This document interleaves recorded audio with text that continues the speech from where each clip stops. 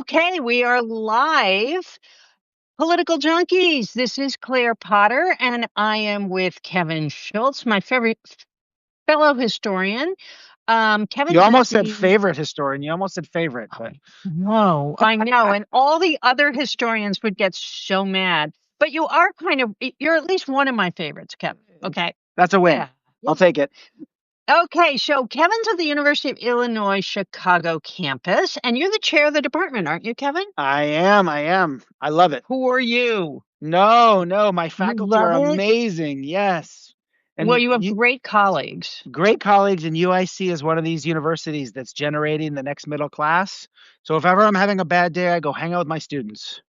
That's fantastic. That's fantastic. I visited your campus exactly once, exact same vibe. As you know, I'm here in Northampton near the University of Massachusetts Amherst. Again, same project, educating the next middle class. It's really inspiring to be around those kids. So, Kevin, why we are here today is we did a podcast some months ago about your latest book, Why Everyone Hates Liberals.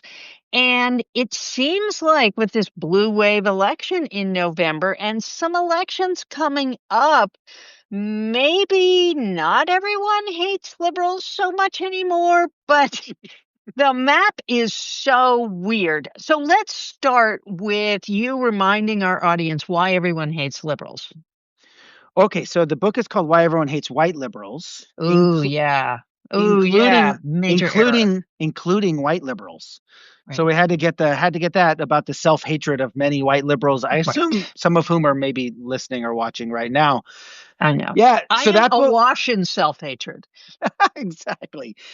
So that book detailed this phenomenon that I noticed that we talked about, whereby in the 1930s, when Franklin Delano Roosevelt sort of resurrected this word liberal from Hmm. Europe and brought it to the United States, signifying a way that the government could organize itself somewhere in between fascism on the right or authoritarianism on the right and communism on the left.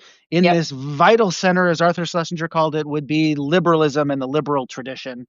Hmm. And it carried the way in the 1930s, 40s, 50s, and 60s. Huge percentages of Americans. This was, of course, the time when polling was first invented as a serious enterprise. And huge numbers of Americans claimed to be liberals, or at least claimed to be sympathetic to the liberal Right. project. And starting in the 50s, from the left and from the right, there is a concerted effort to attack the liberal center, in part to gain traction. You get William F. Buckley writing books like in 1959, Up from Liberalism, which of course is stealing the title of Booker T. Washington's Up from Slavery. So he's comparing Right. mid-century liberalism to 19th century chattel slavery, which seems a bit much, but it was his project, not mine. And you get people like writers on the left, like Irving Howe and Dissent, and the whole Dissent project is trying to create space for socialism. And so in the 1960s, these two attacks gain wider and wider and wider acceptance. And so there's this huge attempt to discredit liberalism. But a lot of people like liberalism and the things that it brings us, like Medicare and Medicaid and Social Security and the Civil Right. Rights Act of 65 and the Voting Rights Act of 65. I mean, Civil Rights Act of 64, blah, blah, blah, all that stuff. So they attack liberals. And that's when we get the idea of liberals as being sort of weak or halfway friends or NIMBYs or people who are going to bring about communism unwittingly. That's especially a trope that comes from the right. And so there's this huge project from the left and the right, and then eventually civil rights activists who are unhappy with the process and progress of the civil rights movement. They all sort of attack liberals so that by the 1970s, no one in America wants to claim to be a liberal. Right. And since then, for the last 50 years, liberals have been more on the defensive, no matter how they define themselves, than on the offensive. And because of that, those opponents of liberals have had a field day defining liberals in the ways that they want. So one of the theses of the book is that liberalism sort of doesn't necessarily have any meaning, any productive, positive meaning, because it's been so defined by its enemies. So if somebody calls somebody else a liberal, it tells me more about their politics than it does about what Hmm. a real liberal is. It's sort of a Rorschach test on telling me Hmm. what you believe. Right. Well, I stopped calling myself a liberal when I was in graduate school because people made fun of me. There you go. And I'd always thought I was a liberal, and I always thought that liberalism actually encompassed the kinds of big changes that we now associate with the word progressive. And so I started calling myself a progressive somewhere around 2008, maybe with Obama, because he was using the word. But that's a word that kind of comes out of a communist tradition. I mean, in the 1940s and 1930s, when they wanted to not be seen as enemies of the state or revolutionaries, communists referred to themselves as progressive. And so it's always been a funny word. And the reason I want to resurrect it today, and I want to talk to you in particular, is we had this big election in November in which two socialist mayors were elected. Okay, two people associated with Democratic Socialists of America. But then we had Mikey Sherrill in New Jersey, who really just blew her opponent out of the water. She was supposed to win by maybe 1 point, maybe 2 points, or maybe lose. And Republicans really had their eyes on New Jersey. Instead, she just blew Jack Ciattarelli out of the water by 13 points. And then we had Abigail Spanberger in Virginia, purple Virginia, which seems to be becoming blue Virginia. Um, and neither Spanberger or Sherrill are progressive types. They seem to fit the description of what a liberal is. So it seems like voters are voting for liberals even though they hate them. So what the hell, Kevin? Can you explain to me what's going on? Okay. I think I figured it out, but I'm not sure. So correct me Okay. here. Okay. And I don't have a bone to pick with you, but I had an article on sort of the merging Venn diagram that I proposed to one of the journals that you're associated with, and they tossed it out. And now all of a sudden, I'm seeing journalists writing on Hmm. this Venn diagram that I proposed. So I'm going to resurrect my piece that I wrote 2 months ago and see Or if it you has should traction actually write today. it for someone else, like, Yeah, The Nation or right, something like that. So screw the here Academy. Write it for the people. I gotta say, I'm And really I'm excited right now for pushing back against MAGA America, Mhm. which I think is sort of authoritarian in tendency and wants to destroy a lot of democratic norms, is Yeah, already destroying democratic norms, and that's really what I want to preserve. But right. what I'm seeing happening on the left is sort of a coming together of two major left center traditions: liberalism, which we've talked about and which you're seeing coming out of the Virginia election, the New Jersey election, and democratic socialism or social democracy, which we saw in Seattle and in New York Hmm. City. And I Hmm. think so there are different traditions. Socialism, sort of liberalism, which I know a little better because I wrote a whole book about it. The origin is the word liber, which is Latin, means free. It's about individual freedom. And with FDR's redefinition of it, which he stole from the Brits for sure, he suggested that individual liberty in this age of massive industrialization, the age of the oligarchs, which we're living through right now, requires a certain level of state involvement to both regulate capitalism Right. and provide a floor, an economic floor from which individuals can then prosper. Hmm. So that's how he reinterpreted liberalism for us, is it has a social component, and you need that social component in order for individual flourishing, which is the ultimate goal of the liberals. Now, on the Hmm. other side of that, you have socialism, which suggests that any sort of individual freedom is only premised on social equality, social egalitarianism. And so they put more priorities and more emphasis on collective ownership of major industries, on worker control of the workplace. And these were sort of the two left center traditions that were existing in the United Hmm. States. Hmm. Now, FDR, by redefining liberalism towards opposition to oligarchy, he created a huge overlapping spectrum of possibility whereby the socialists would have common ground. And in 1970s, a guy named Michael Harrington, who you know well, he's the founder of the Democratic Socialist of America. He was probably the most prominent social democrat in the United States in the last 100 years. I would argue. He suggested that democratic socialism lose some of its revolutionary fervor and instead Hmm. sort of make peace with the Democratic left, the far left of the Democratic Party. Yep. And this created a huge overlap between the possibilities of democratic socialism and the possibilities of liberalism. And that's actually what we're seeing right now, sort of like a Venn diagram coming together.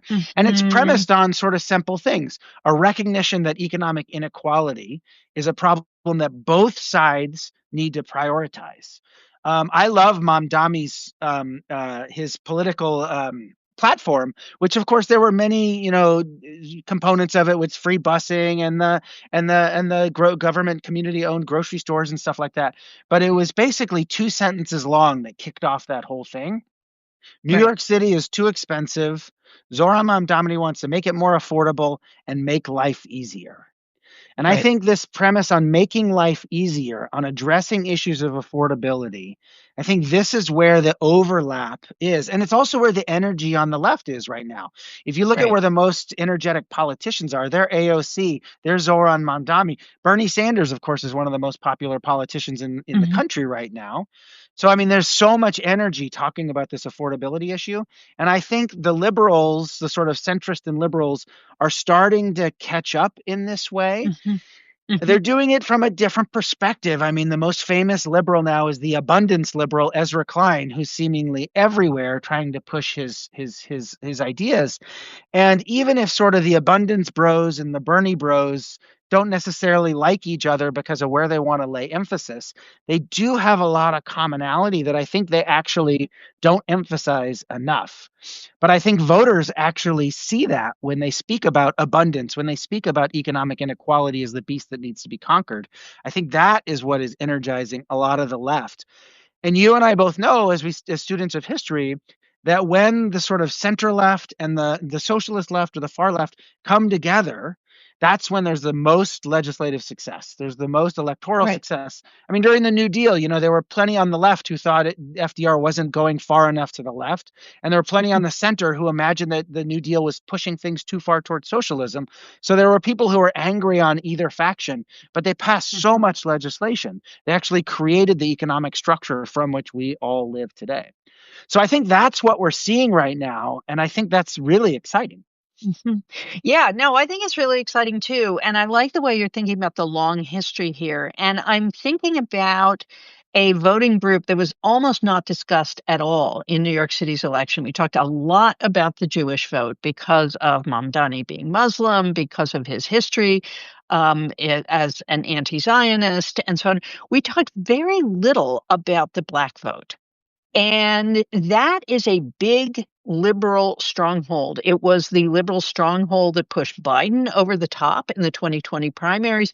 But there's this sort of much longer history there where we see, on the one hand, from the New Deal to Harry Truman to John F. Kennedy to Lyndon Johnson, liberalism deploying government to dismantle, to the extent that it did, Jim Crow and to create economic opportunity for Black communities. And it was very successful. It was extraordinarily successful.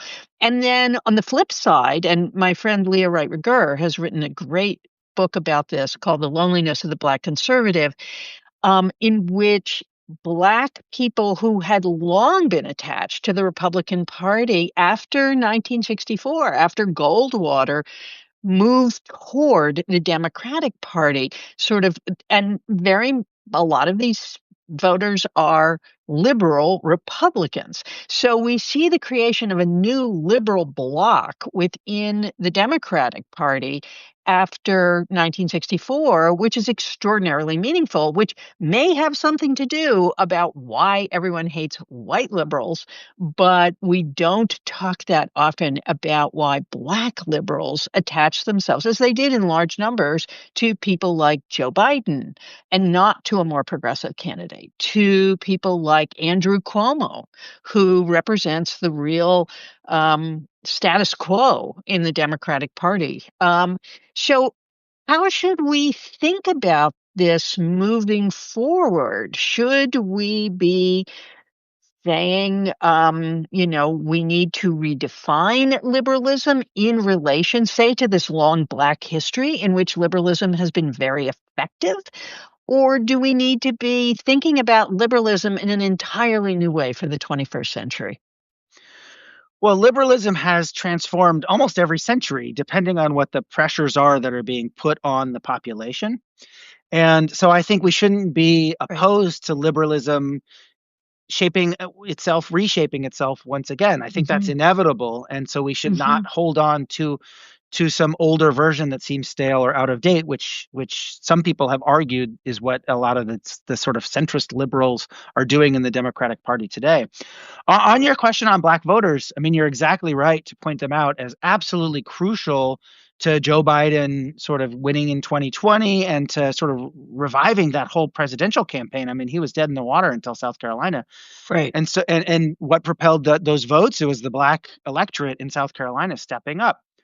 So I think this is actually a really And Jim important Clyburn, and right, exactly. who's a Specifically, what classic liberal, a classic liberal, right? I mean, he's part of that Democratic Party apparatus that keeps things the same for a reason.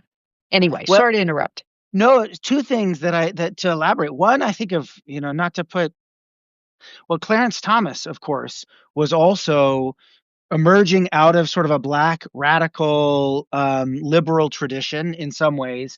And he turned against it when he saw that it was potentially a politics of enablement, and the liberal agenda was not necessarily a politics of respectability, but a Hmm. politics of sort of keeping people committed and tied to the system in a way that he did not want to see continue. Right. And so he, of course, pushed all the way to the other extreme, which was sort of a more laissez-faire libertarian stance on government, although he's not opposed to taking favors when they're tossed his way. But the other, I want to bring up this politics of respectability emerging, especially out of the Black community, but not just the Black community, because I think that if we recognize that it did have its origins in the Black community, where I want to be respected as a man, those famous signs from the civil rights era, I am a man, this sort of single individual, of which liberalism would embrace and bestow Right. with certain rights. That's And what it incredibly means to be free in the marketplace, right? Yeah. Exactly. It's incredibly vital Yeah. to this politics of respectability. But I think the other component of it, and this is another area of overlap that creates opportunity, is the people who feel sort of disrespected or forgotten right now are white working class voters. So I think the politics of respectability can address and speak to this Black liberal tradition that is deeply invested, especially in the Hmm. Black middle class that we see all over the place. But I think by making that transition towards the politics of respectability, it will then speak to other voters who generally feel like politics is not about them, or politics is to use their tax dollars to fund other personal projects. It's leaving behind certain people in order to allow politicians to get wealthy or to provide favors to their friends. Yeah. And, one of the things I'm thinking about is this New Jersey election. And one of the things that really turned the tables for Mikey Sherrill was the Latino vote. Mhm. And Republicans had two kinds of high hopes for New Jersey. One is that Republican registrations were outpacing Democratic registrations. So they weren't equal yet, but Democrats had had a huge lead in registration, and that was cut dramatically in the last electoral cycle. But of course, then we have all these people who are independents, and we don't really know how to classify them. Large numbers of Latino voters are independent. Actually, in most states, when you register to vote, you register as an independent, and then you can change your registration to vote in the proper primary. But that part of what turned the tables for Mikey Sherrill was Latino voters saying, look, we voted for affordability. We voted on the economy. Nothing has happened. You are putting all this. By the way, do you know the national debt has grown by $3 trillion in the last 10 months? Okay, so there's something big going on. And Latino voters were like, we're not voting for that, right? So there was this huge rush back toward voting Democrat, but it doesn't really mean that they're liberals. And so I think what I'm trying to say here is that liberalism has a tendency to be very big tent, whereas democratic socialism has a tendency to be, can I say, very rigid in its outlook. Like, if you believe this thing, we can't agree on anything else. We cannot move forward unless you say X, Y, or Z, and or you forswear X, Y, or Z. And the other person I'm thinking about as a classical liberal is Sarah McBride, the congresswoman from Delaware, first trans woman to be elected to Congress. And she has gone on a number of shows and in talking about the ways the trans issue has been used against Democrats, said, look, of course we need rights. Of course we need our rights to be respected. But it may be that socially and culturally, trans freedoms went too fast for a lot of Americans. And it was very, very easy for them to believe that we were dangerous people. Um, and so McBride is kind of saying, I'm willing to tolerate a certain level of dislike for me and people like me in exchange for a legal structure that protects us from certain kinds of structural violence. And that seems like a sort of classically liberal position to me. Am I right about this? Yeah, I mean, boy, she's been inspiring, right? I mean, she to Yeah. me has been so I love her. inspiring as a voice of reason and Yeah. as someone who has unbelievable individual discipline and control over what it is that she wants to do and wants to say. And just by Hmm. her profound um, stoicism is not the right word, but by allowing the people to speak ill of her, she makes her case for herself stronger than she ever could if she ever opened her Hmm. mouth. Hmm. And I think, I mean, a couple things. I think, firstly, that she is brilliantly sort of proving what we're saying here, which is the Democratic Party, if it wants to recapture its own label as liberal or however it wants to be, needs to keep the focus on affordability and, to steal from Zoran Mamdani's platform, to make life easier for Americans. Right. That has to be the Right. big tent, broad message. And that's what she's Right. trying to do. Anytime somebody asks her about her trans identity, it's always turning back to, I'm working for the working class people of Delaware, and that's what I'm here. I'm Right. not here to talk about my own individual personal journey. So she's really masterful about that. I do think we're also beginning to see a general coalescence of agreement that I don't know if the Democratic Party wants to grab onto it or not, but it does seem like affordability is the primary issue that Sarah McBride and all four candidates that you mentioned that were sort of big wins for the Dems in November. They centered affordability. Interestingly, they did not necessarily center the sort of Trump authoritarian takeover, which was Joe Biden and Kamala Harris's messaging, but it was all about affordability, and it was very, very, very effective.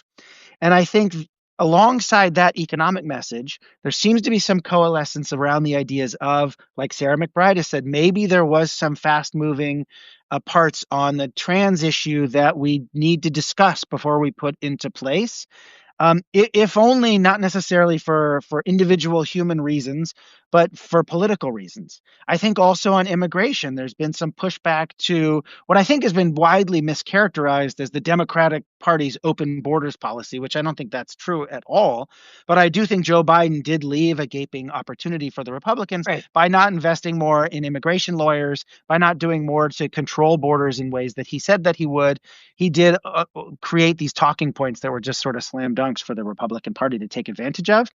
And I think if you look at some of the happiest countries on earth in Scandinavia, where those countries are getting most traction is by talking about more immigration restriction and by Hmm. talking about having a wider social safety net for the citizens that are already in the country. So I think the United States is sort of moving in that general agreement. I'm not saying the Democratic Party has to go that far, but I think that's where the center of the American electorate is. And it's sort of up for grabs right now. Right. I agree with you. And I think there's something else I'd like to throw in here, another kind of language, which is I would like to see Democrats moving forward both having active conversations with constituents about what it means to be a liberal, the kinds of things you and I are talking about here, but have those conversations with their constituents around kitchen table issues. Like, what does it mean when your public school, your local public school closes because too many of the students have been pulled out to charter schools, right? How does liberalism address that? Because the charter school thing, of course, is neoliberalism, which we're not going to get into. But how is the public school in a community remaining open and remaining a vital kind of uh, anchor for your community? How is that a core liberal principle? So I would like to see that moving forward. The other thing I would like, a word I would like injected into politics is fairness. Mhm. Because I actually think there is a broad range of Americans who say it's not just that life is unaffordable, it's just not fair. Yeah, And absolutely. and you can take fairness from everything from the ravages of something like Jim Crow or not letting transgender kids go to the bathroom or humiliating them in public or whatever. You can take it from those extremes where people are being put in danger and people are being subordinated by the state to other things that are a great deal more amorphous, like not being able to buy a home when you're 30 years old and you're working full time and your partner is working full time, but you can't buy a house and you can't really afford to rent one either. That's not fair. And so I would like to see liberalism defining itself around how we make life fair. I think that's a great idea. I mean, and I think it would speak to a big tent. It would speak to even, someone like me who's staring down the barrel of paying 4 college tuitions for my children is an immense hurdle for me to jump over. Right. And It's a great example. right. And I don't have some of those more extreme stressors that you were Right. talking about. I can go to the bathroom where I want to, that's not an issue that I necessarily have to confront. But I do think it would invite Yep. lots and lots of people into what is fair in this current system and the way things are currently set up. I think the abundance Democrats and the abundance liberals, with their sort of emphasis on the technocratic solutions to a lot of problems, and they're highlighting the technology and the industries of the .com world and stuff. I mean, they're going to face some resistance to this because I just read in Forbes that the 8 wealthiest people in the world are all oligarchs of tech. So Wow. there's no fairness there when you look at how much money those people have, and Right. why aren't they contributing more Right. to the social system and the social welfare system that we live in? They certainly benefited from it. So I agree that fairness, it would be a great phrase. We'll see if some talented politician picks up on it. Mamdani said make life easier, and that seemed to have a lot of traction. When Yep. I've been doing some talks in the Chicago area with a former member of the House of Representatives, and we've been sort of talking to people around. And she says the same thing you do. You need to go knock on doors and talk about kitchen table issues and how you're going to pay for Yep. groceries and how expensive the turkey is on Thanksgiving and all that kind of stuff. Yep. So there is this real sort of feel that you need to go out and speak to the people. And when I reminded her of what Mamdami's slogan was, "Make life easier," a light went off in her head. Fairness Right. fits into this for sure. I like fairness. And it's sort of maybe a distant cousin to make life easier in some ways, because I do think there is this general sensibility from the poorest, from our poor, struggling trans friends, to people who are sort of living a solid middle class life, and they want their children to be able to have access in the same ways that they did. Why does Right. it seem so pitched against them right now? How can we make the system more fair? Right. Right. No, I think that's right. And of course, this is where I think the language of the American dream kind of gets in the way. People keep talking about the American dream, but the American dream was sort of took shape in a remarkably small period of time for only part of the population. I actually think one of the best documents about the American dream is Lorraine Hansberry's Raisin in the Sun, because the family, for those of you who have not seen the play or read it, it's about having a chunk of money to buy a house. And it's about how housing was redlined and how difficult it was for Black people to buy houses. And I believe that play takes place in Chicago, does it not? Yeah. Yeah. So, but the question of fairness, every time the family is blocked, it's about fairness. And of course, one of the characters in the play is the son, who says this is pointless because actually life will never be fair for us. We will never be allowed to have and keep this house without having to work constantly to prove that we own it and belong. And instead he wants to buy a liquor store. Right. And so there's this question of whether capitalism is going to deliver more fairness than the American dream. And so I think this whole conversation about the American dream only speaks to a sliver of the population. Someone like myself who's 67, my father didn't go to medical school, except he wouldn't have gone to medical school except for World War II. And he joined the Navy and they sent him to medical school. I mean, Look, it was a miracle. And I so then I end up a college professor. yeah, I mean, 67, well done. But I would, yeah, I would I've push got a back and filter on, Kevin. well, send it my way. I love that filter. I would push back on the limits of the American dream in some ways, depending Uh-huh. on how we define it, because I do think if we want to think about the great liberal project of liberalism in the 20th and 21st century, it would be to expand the circle of opportunities Yep. for those people like your father who took advantage of those opportunities. Well, why shouldn't Black communities in the United States have those exact same Right. opportunities? Why Right. shouldn't the children of immigrants have those exact same opportunities?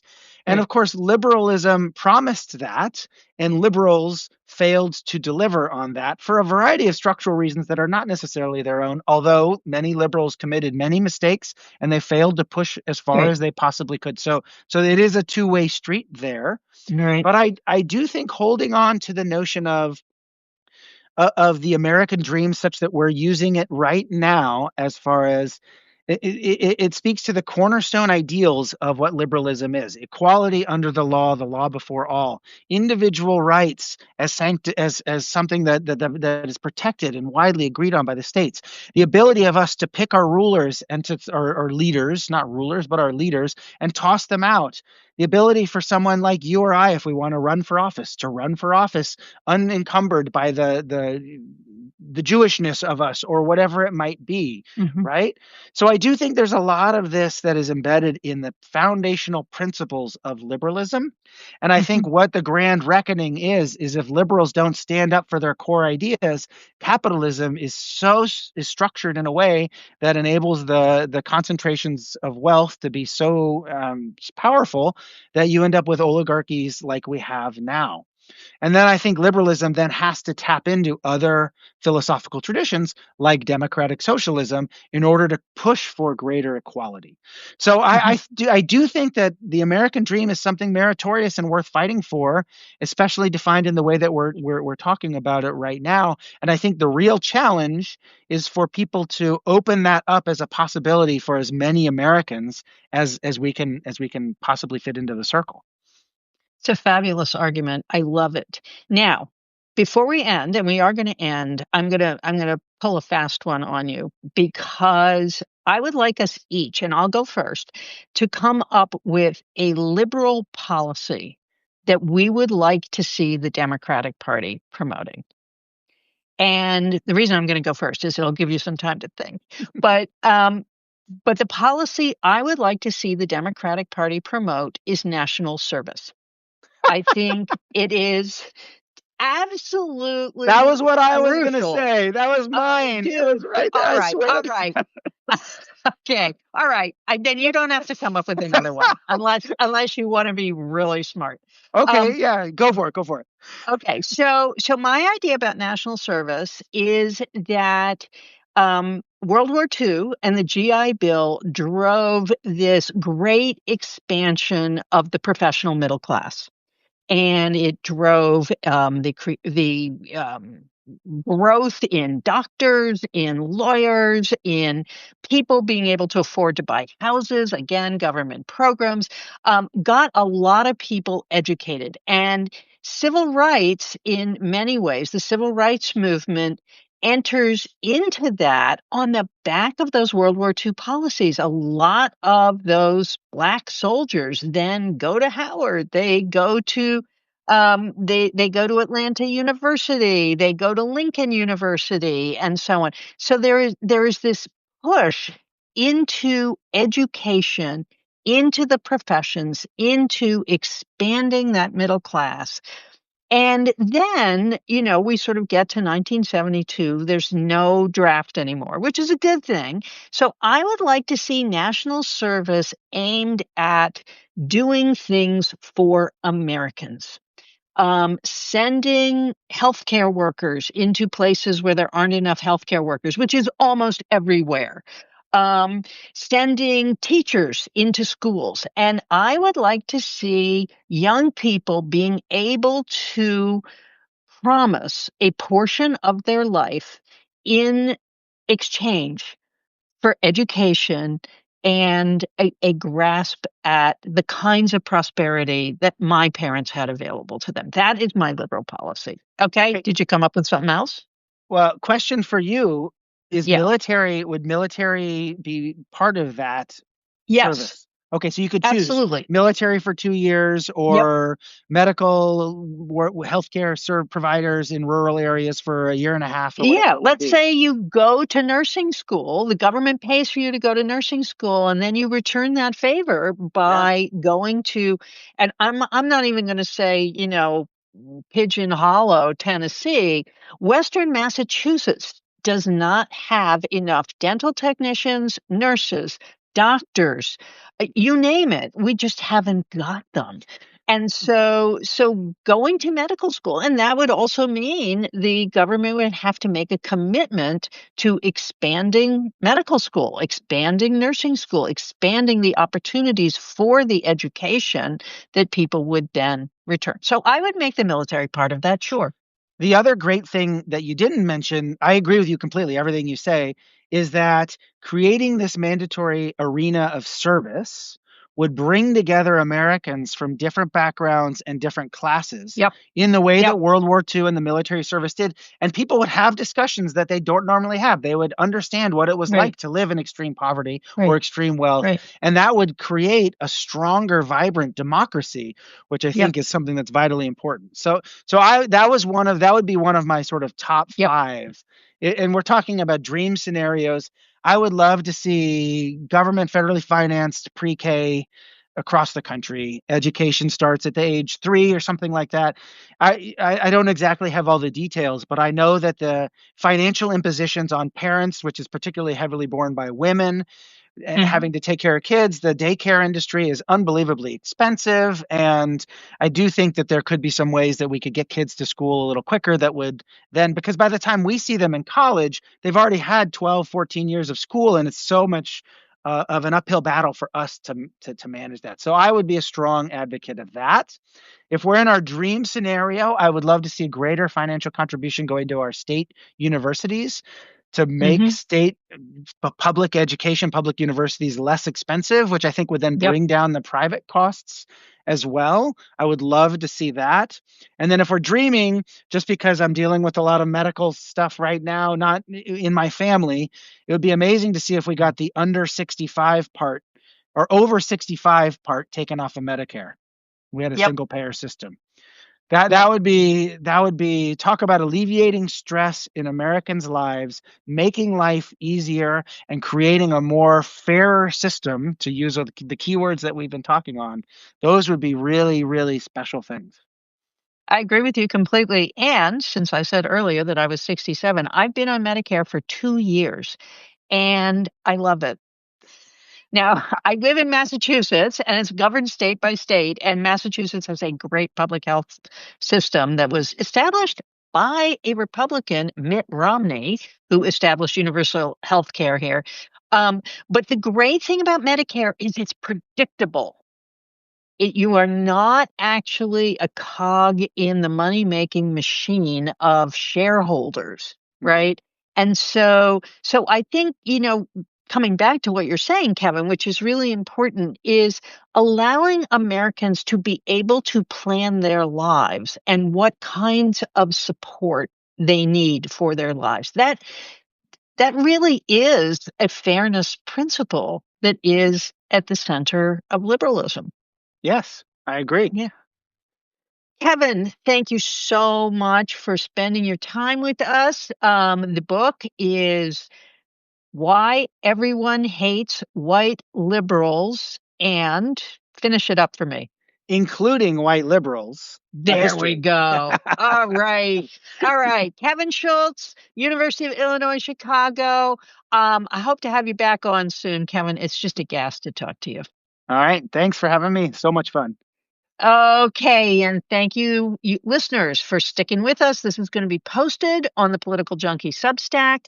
As many of you know, we love having free subscribers. We also love paying subscribers. We do not have sponsors for this Substack, and so every paying subscriber we have, we're very grateful for, because there are, in fact, expenses on a Substack. Kevin, have a great Thanksgiving. Thanks. You too. Bye.